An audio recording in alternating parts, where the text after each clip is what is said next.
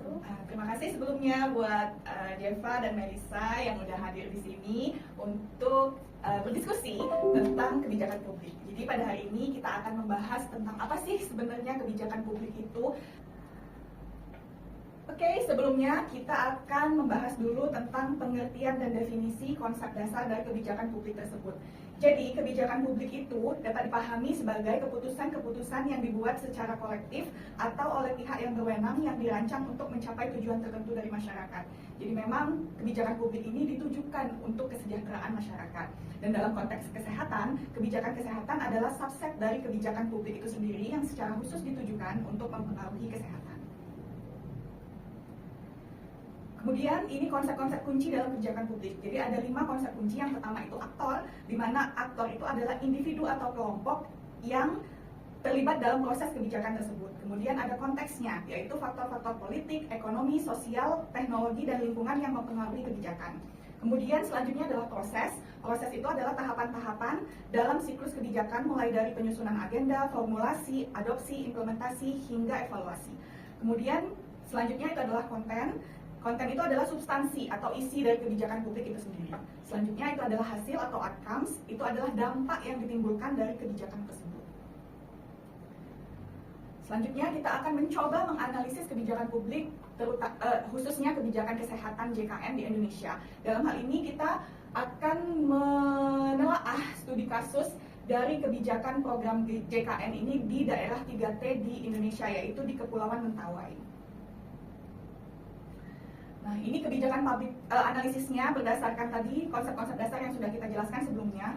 Jadi kita bisa lihat bahwa di sini aktornya, inti analisisnya itu adalah ada banyak aktor dalam kebijakan publik ini. Ada Kemenkes sebagai regulator, Kemensos, kemudian Kemenko sebagai penyedia anggarannya, kemudian BPJS-nya sebagai penyelenggara, Pemda, Puskes maupun pengawasnya dari BPK. Namun sekarang ada catatannya untuk dari segi dampaknya. Jadi yang terlihat dari jurnal ini didapatkan bahwa koordinasi antar sektor ini, antar aktor ini masih sangat lemah. Jadi Pemda itu masih bergantung pada pusat dan hubungan antara BPJS dan Puskesmas itu juga tidak seimbang karena kadangkala dana kapitasi itu sering terlambat. Kemudian dari segi konteksnya, jadi memang untuk daerah 3T itu biasanya geografisnya sulit karena bentuknya kepulauan, terutama untuk Mentawai ini ya. Kemudian kemiskinan di sana juga masih tinggi, koordinasi antar pusat sama daerahnya itu juga masih lemah, literasi kesehatan masyarakatnya juga masih rendah, serta regulasinya tumpang tindih. Dan dampaknya apa? Jadi faktor lingkungan dan kebijakan yang kompleks ini dapat menghambat implementasi dari JKN itu sendiri. Kemudian dari prosesnya itu pendekatan dari kebijakan ini one size fits all, di mana semua itu ditujukan, dibentuk hanya untuk satu aja, tapi tidak memperhatikan kondisi-kondisi yang lain, terutama untuk kondisi yang 3T itu sebenarnya tidak bisa disamakan dengan daerah-daerah seperti Pulau Jawa. Kemudian jadi begitu tadi ya, jadi dampaknya implementasi kebijakannya tidak efektif karena kebijakan itu dibuat tidak mengikuti kondisi yang ada.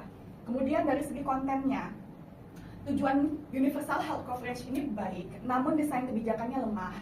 Targeting PBI-nya bergantung pada DTKS yang tidak akurat, kemudian formulasi kapitasinya itu sangat kaku, dan tidak ada kebijakan afirmatif untuk daerah 3T.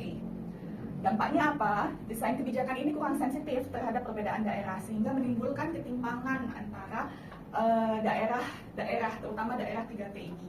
Kemudian untuk hasilnya, jadi di hasilnya 27,3% penduduk Indonesia itu penduduk Mentawai itu belum terdaftar di JKN. Layanannya terbatas dan kesenjangan pusat dan daerah itu melebar. Kemudian dampaknya apa? Jadi JKN belum berhasil mewujudkan pemerataan dan keadilan kesehatan nasional terutama di daerah yang tertinggal. Selanjutnya kita beralih nih untuk membandingkan atau menganalisis kebijakan kesehatan di Indonesia dan Thailand. Jadi Thailand itu adalah salah satu negara dengan sistem kesehatan terbaik di Asia Tenggara, terutama karena keberhasilannya dalam mencapai UHC melalui Universal Coverage Scheme UCS yang diluncurkan pada tahun 2002.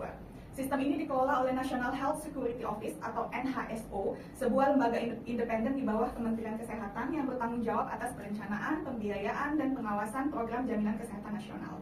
Dengan adanya satu otoritas tunggal, maka koordinasi dan pengelolaannya menjadi jauh lebih efektif dibandingkan kalau sistem yang terfragmentasi seperti di Indonesia. Selanjutnya, pendanaan program UCS di Thailand ini berasal dari pajak umum, bukan dari iuran peserta seperti JKN di Indonesia. Sehingga hal ini membuat masyarakat miskin tidak terbebani dengan biaya-biaya untuk jaminan kesehatannya. Selain itu, Thailand juga memiliki sistem layanan primer yang kuat dengan jaringan Contracting Unit for Primary Care yang berperan seperti puskesmas di Indonesia. Badan ini mendapatkan dana langsung dari NHSO dan bertanggung jawab menyediakan layanan kesehatan dasar bagi seluruh warga di wilayahnya. Dan keberhasilan ini kemudian kita bandingkan kembali, kita analisis antara kebijakan kesehatan di Indonesia dan Thailand. Jadi yang pertama, aspek yang kita nilai itu adalah model filosofi sistemnya. Kalau di Indonesia dengan JKN itu berbasis iuran dari peserta. Jadi filosofinya adalah asuransi sosial wajib. Sedangkan kalau misal di Thailand dengan UCS itu didanai oleh pajak. Jadi filosofinya adalah hak warga negara atas pelayanan kesehatan di negaranya. Kemudian dari sumber pembiayaannya, kalau misalnya di Indonesia itu masih campuran, jadi ada iuran peserta dan ada juga dari APBN. Sedangkan kalau dari Thailand itu utamanya dari pajak, jadi benar-benar didanai dari anggaran pemerintah, terutama dari pajak-pajaknya. Kemudian cakupan kepesertaannya, kalau di Indonesia itu secara hukum universal, namun dalam praktiknya masih belum maksimal. Namun kalau di Thailand itu de facto universal, hampir seluruh penduduk yaitu 99,9% itu sudah tercampur dalam pelayanan kesehatannya. Kemudian yang keempat itu konten dan paket layanan. Jadi kalau di Indonesia komprehensif secara teori, namun di daerah-daerah tertentu itu masih sangat terbatas.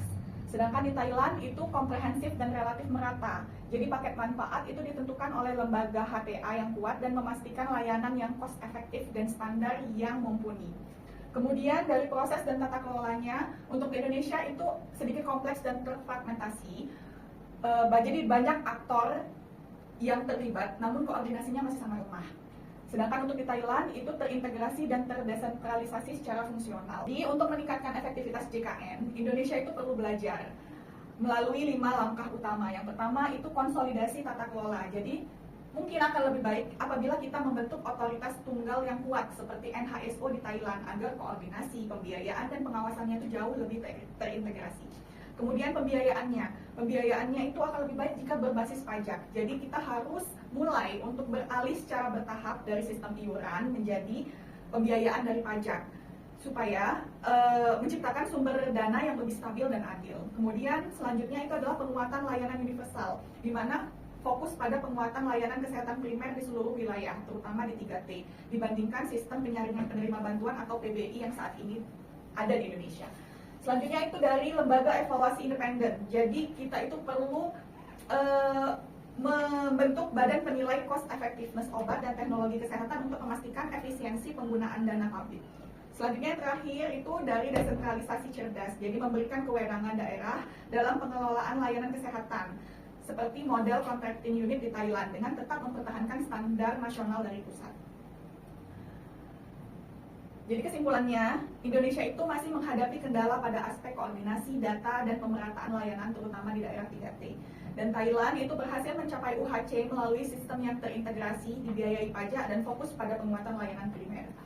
Pembelajaran penting bagi Indonesia adalah perlunya otoritas tunggal, pendanaan berkeadilan, serta kebijakan yang adaptif terhadap konteks lokal. Dengan menerapkan tata kelola yang terpadu dan berbasis bukti, Indonesia berpotensi mengoptimalkan JKN menjadi sistem jaminan kesehatan yang efisien, inklusif, dan merata di seluruh Indonesia.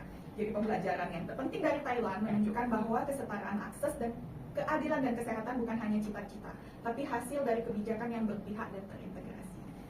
Baik, selanjutnya kita ada games nih. Jadi nanti kita ada games untuk benar dan salah. Mulai ya.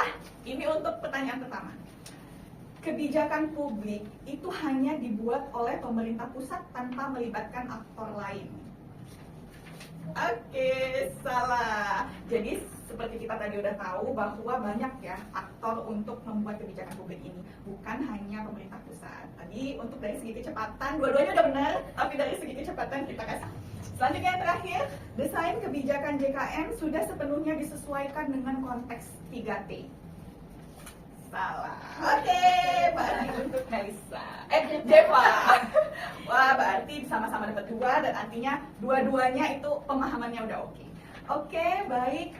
Mungkin hanya sekian yang dapat kita sampaikan di sini. Sekian diskusi kita. Saya akhiri dengan wassalamualaikum warahmatullahi wabarakatuh. Waalaikumsalam.